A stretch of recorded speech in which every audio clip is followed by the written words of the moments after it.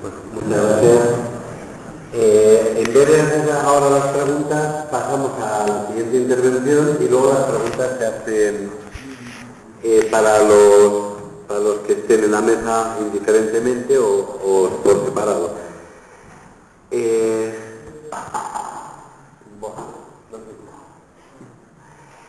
Bueno, después del detalle curioso, digo curioso por lo llamativo de ver cómo desde la vida del desierto se acaba Bahía de profesor en la universidad donde estudié yo. Entonces va uno siguiendo los pasos y convertido en un erudito sobre la materia, aparte de un creador literario. El último invitado de hoy es tan joven que no ha podido tener una trayectoria más allá de una auténtica odisea, que bastante es. El nombre le he preguntado antes porque ni siquiera nos había llegado el libro, así que me lo leeré luego. El nombre es Mamadou y me ha dicho que se pronuncia así, Mamadou. Y el apellido supongo que Díaz, Díaz. Bueno, que es senegalés y tropezamos con el libro. Voy a hacer una reflexión un poco rara. Cuando uno tropieza con una cifra, a mí lo que me vino a la cabeza fue, bueno, y esto, el libro se llama 3052. A mí me vinieron a la cabeza otros dos libros con un nombre que es una cifra a secas, o un número, no sé si se recordarán. 1984, donde cuenta una experiencia monstruosa del futuro previsible del escritor. Lo había escrito en 1948 y habla de un mundo donde va a estar todo dominado, donde nadie es libre, está todo absolutamente observado hasta el último rincón de la casa. La siguiente que me vino es una novela de Bolaño que se llama 2666, con un título misterioso que él nunca aclaró, y como se ha muerto tampoco lo va a aclarar. Decía, pero se intuye que más o menos es la cifra del diablo, el número 666, algo así como que el año 2000 se empieza un auténtico infierno, y de hecho leyendo la novela uno tiene esa impresión, y uno dice 3052, esto es ciencia ficción mucho más lejos. No, esta es la distancia, pero la distancia en el espacio, me parece que son los kilómetros, ¿no? Por lo que pude leer. Son unos kilómetros que separan, que no separan aparentemente, porque volviendo, si me permiten lo del inmoderado moderador, recordaba unos versos del compañero de Bahía que se llama Limán, dice una frase preciosa, lo de algo así como: un beso es la distancia que separa la boca de África de los labios de Europa. Es decir, bueno, ese beso se convierte aquí en 3052 kilómetros.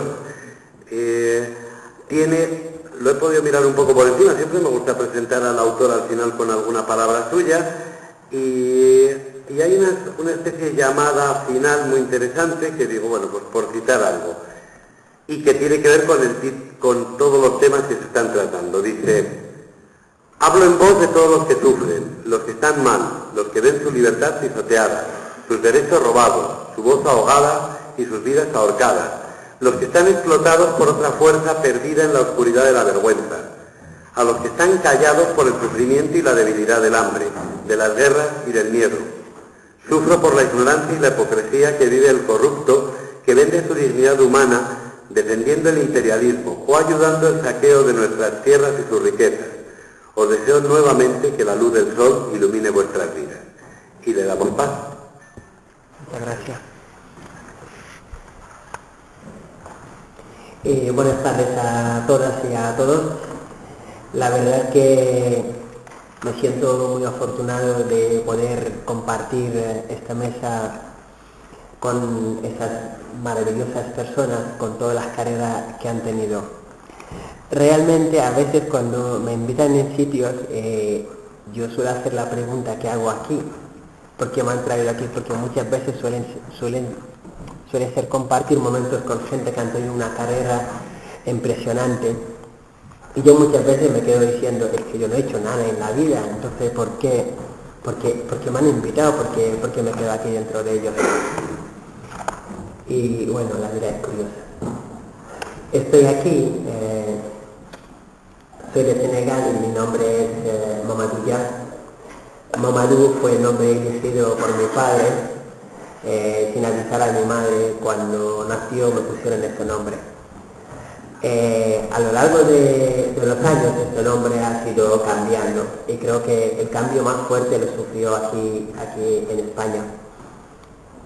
En 2006, cuando llegué a la isla de La Gomera, después de haber hecho 8 días en una patera para llegar a la isla, llegamos casi muertos, porque llegamos después de 72 horas sin comer ni beber. Me acuerdo que la policía tuvieron que entrar dentro de la embarcación para poder sacarnos, porque ya no teníamos fuerza. Y cuando nos sacaron de esa patera, era curioso porque a mí me pusieron directamente en mi mano el número 41. Mis 2 primeras semanas en España respondía bajo este número. A lo largo del tiempo este nombre ha ido cambiando. He tenido como nombre subsahariano, he tenido como nombre clandestino, he tenido como nombre sin papeles, muchos nombres que he ido teniendo dentro de mi estancia en España. Muchas veces en las universidades o en los sitios donde he tenido la suerte de estar, la gente suele hacerse la pregunta: ¿por qué salir de vuestros países? ¿Qué es lo que pasa allí? Porque si una persona coge un cayuco y recorre más de 2.000 kilómetros que separan las Islas Canarias, a las costas de Senegal o a las costas de Gambia o a las costas de Guinea, uno se tiene que hacer muchas preguntas, uno tiene que vivir una situación alarmante, una situación muy difícil, desesperadora, para poder hacer esto. Y a partir de ahí ya decidí investigar más sobre el continente africano y intentar saber los males que a nosotros nos empujaron a salir de nuestros países. Realmente hay muchos males relacionados con el pasado, cuando hablamos de esclavitud y de colonización, pero los verdaderos males le estamos viviendo ahora.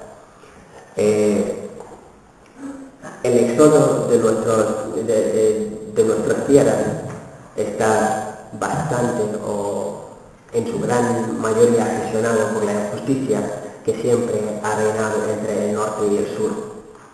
Hay una frase de Eduardo Galeano que me gusta mucho, que dice que tiene pánico a la invasión el país que nadie ha invadido jamás, y sin embargo tiene la mala costumbre de invadir a los demás.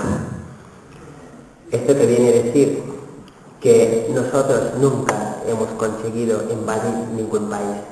Nunca hemos colonizado ningún país. Todos nuestros países fueron colonizados, fueron diseñados a que haya fronteras. Me acuerdo en 97, la primera vez que salí de Senegal para entrar en Gambia. A un senegalés y un gambiano no hay manera de poder diferenciarlo, ni físicamente ni nada, no se lo puede diferenciar. Los franceses y los británicos hicieron cambios de territorio y pusieron la frontera entre Senegal y Gambia. Eso creo que nunca lo olvidaré en mi vida, porque entre Gambia y Senegal solamente había una raya blanca pintada encima de la carretera. Esto era la frontera entre Gambia y Senegal. Esas fronteras que han destrozado culturas, que han destrozado familias, que han sido motivos de muchas guerras y muchas inestabilidades que se viven en África, han sido puestos por los que hoy no quieren que pisamos sus territorios. Han sido puestos por los que hoy injustamente siguen explotando nuestro fondo marítimo, nuestras tierras. Hoy en día el negocio más importante del mundo se ha convertido en el acaparamiento de tierras. Es curioso porque me pasa muchas veces que me pasa como de David. Hace un año por ahí estuve en Almería dando unas charlas por allí y me acuerdo que me llamó muchísimo la atención ver el mar de plástico, lo que llaman el mar de plástico, los invernaderos. Y este año en Senegal me fui con un grupo de amigos y nos fuimos a visitar el parque de los pájaros de Llull. Y a mi gran sorpresa, de repente, veo unos invernaderos súper grandes, unas hectáreas y hectáreas de invernaderos. Y yo dije, ostras, ¿Almería? Y no, era Senegal. Y todo esto controlado por unas multinacionales que explotan unas tierras que son de unos pueblos que ya se le han quitado esas tierras injustamente. Y todo lo que se cultiva en esas tierras van directamente dentro de los supermercados europeos. Y que es curioso porque últimamente lo que ha sido muy de noticia que es la ébola, pero en la ébola se debería haber hablado también en los supermercados, porque muchos de los productos que están en los supermercados vienen de países donde esos males existen, pero cuando se trata de explotación, se explota bajo intereses. Y lo que interesa en este sentido es llevar los recursos y la vida de los africanos. En Senegal, me acuerdo cuando yo salía en 2006, que había un porcentaje de paro muy importante. Esto hizo que los pocos que habían estudiado ya no se sentían conformes, ya no pensaban en un futuro mejor en su propio país, y por eso decidimos luchar, inventarnos caminos que cierto que fueron peligrosos para poder cambiar dignamente nuestra vida.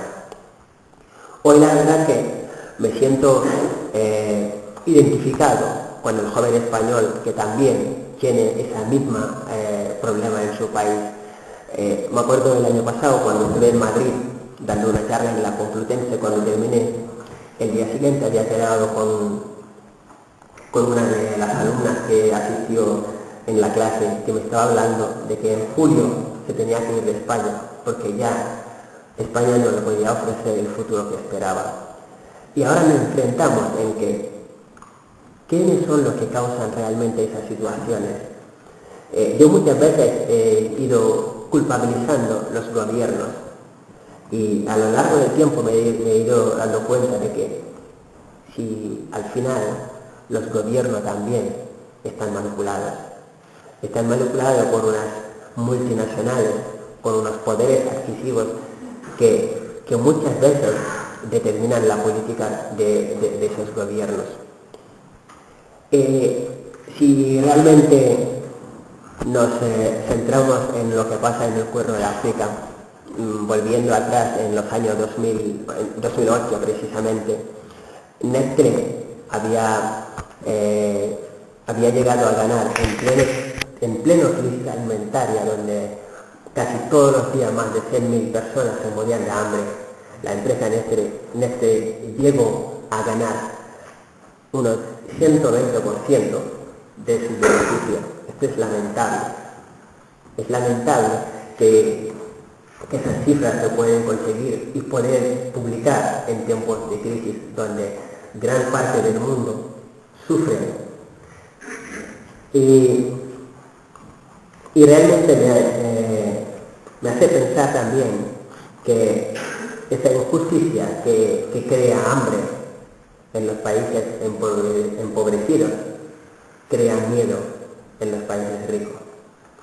Y eso es lo que hace que todos creo que estamos atados y que pensamos que no somos capaces de cambiar nada, que nos vemos vulnerables pensando que frente a la situación que vive el mundo no somos capaces de cambiar nada, pero indirectamente no nos damos cuenta de la implicación que tenemos para que esa condena perpetua sigue siendo, porque somos nosotros los soldadores de de los pilares del sistema.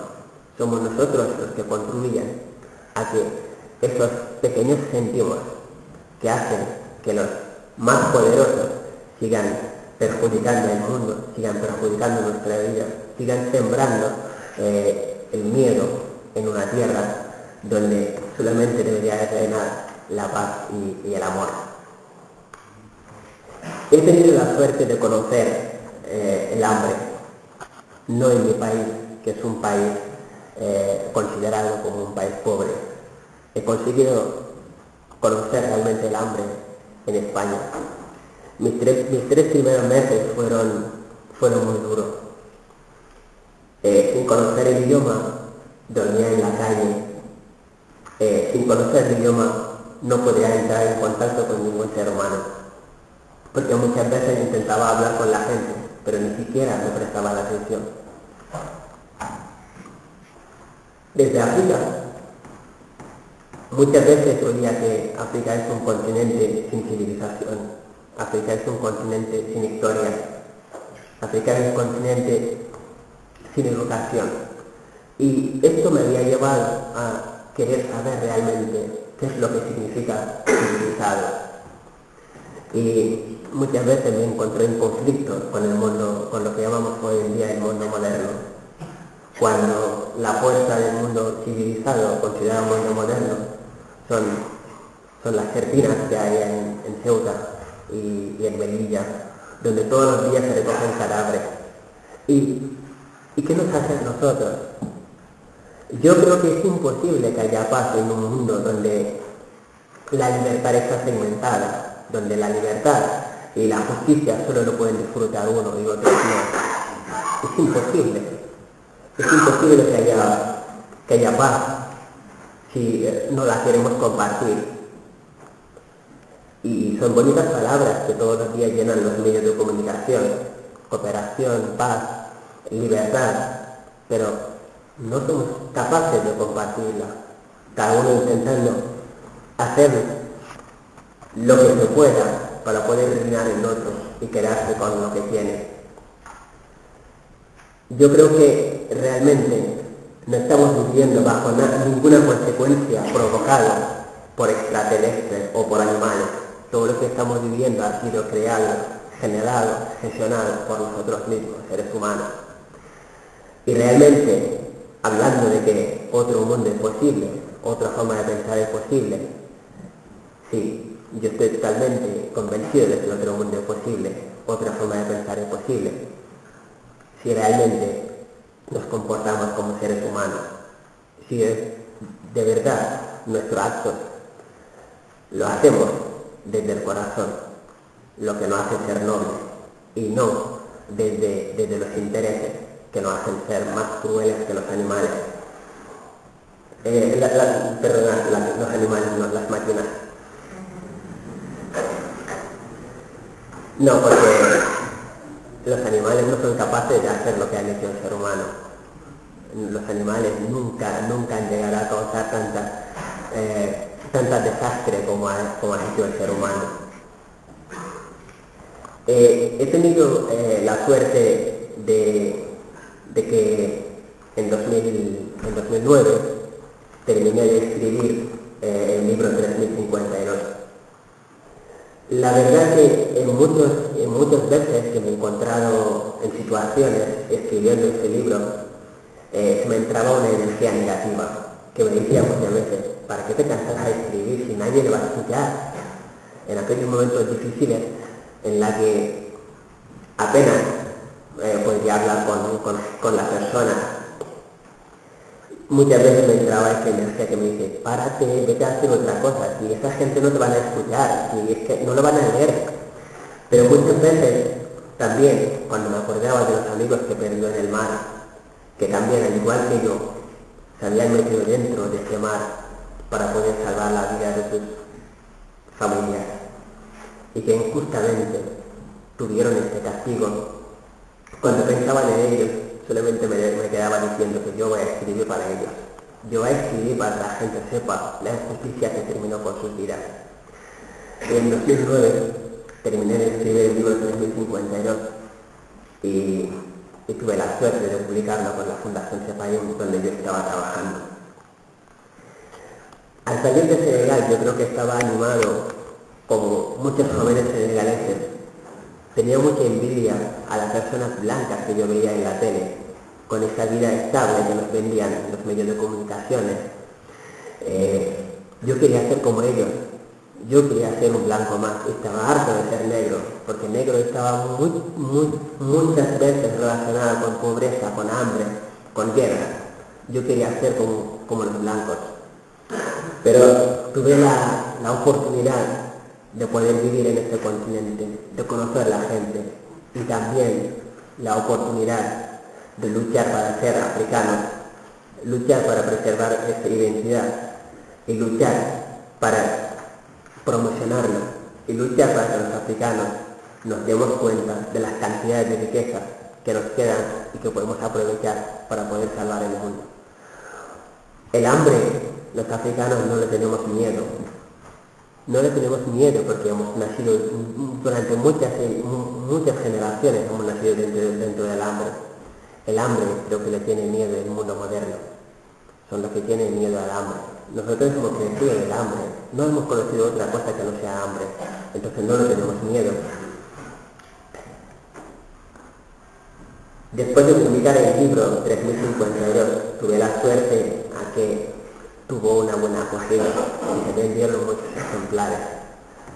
Y esto llegó a llevarme a crear una ONG que se llama Hasatai, Sonrisas de Ganjol. Al final, cuando la vida te ha ofrecido en poco tiempo muchos espectáculos que han sido dificultades y obstáculos, y que siempre sales con una sonrisa, piensas que todo se debe tomar desde la sonrisa. Por eso decidí llamar mi ONG Hasatai, que significa sonreír a carcajadas. Y desde 2012 empecé a organizar viajes a Senegal con grupos de jóvenes y intentar involucrarlos para provocar un cambio. Y desde 2012 hemos llevado casi más de 100 jóvenes españoles en Senegal en nuestros campos de trabajo. El último fue hace un mes. Estuvimos creando un centro de formación y de orientación para los jóvenes. Y que esto, ¿qué viene a decir? Viene a decir que otro mundo es posible. Y yo creo que la gran experiencia de Hasatai de este año, con estos jóvenes que han ido a Senegal, no fue nada más y nada menos que el regalo de que todos estos años pensando que otro mundo es posible, y este año este mundo me ha regalado llevarme un grupo de 33 españoles que son todos jóvenes, desde los 16 años a los 22 años, estando en Senegal, conviviendo con mi familia, con mis amigos, con mi gente, y creando un centro en la que todos le hicieron ellos mismos con la gente del pueblo. Yo creo que eso es lo que el mundo necesita, que nos quitamos todas esas fronteras y estupidez creadas por el ser humano para poder manipularlo, para poder controlarlo, y que muchas veces nosotros permitimos el éxito de esas barbaridades porque les hacemos caso. No hay frontera entre los seres humanos, no la hay. Me acuerdo cuando estuve trabajando con un chico de Valladolid este verano, Víctor se llama, y me estaba diciendo de que su sueño más grande era hacer cometas con los niños de Ganjol. Y estuvimos todos en la playa con casi más de 150 niños haciendo cometas. Y todo el material lo compró él, diciendo que era su único sueño. Y que al final ese sueño se cumplió. Y tantos otros jóvenes que cada uno tenía un sueño para cumplir y que llegó a cumplirlo. Ahí ya dijo que otro mundo es posible. Solamente tenemos que cambiar el lenguaje. En vez de que sea con palos, en vez de que sea con palabras, que sea desde el sentimiento del corazón, arropado de amor. El amor es lo que nos hace ser humanos, es lo único que necesitamos.